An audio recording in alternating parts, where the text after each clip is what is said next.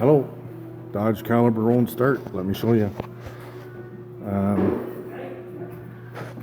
If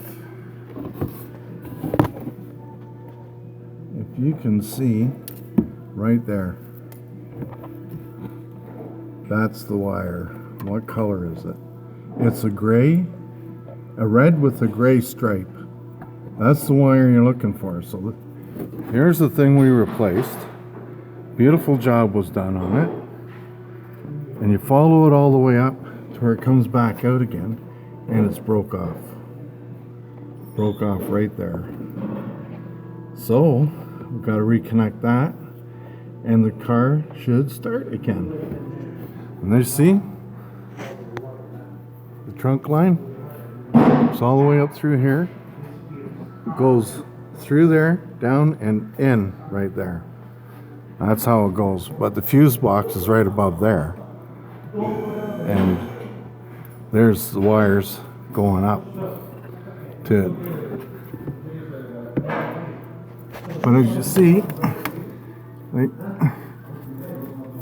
these all feel pretty good, so that's it. So that's the only thing that's gotten in the way. And all this grease stuff is this. This is what got me going.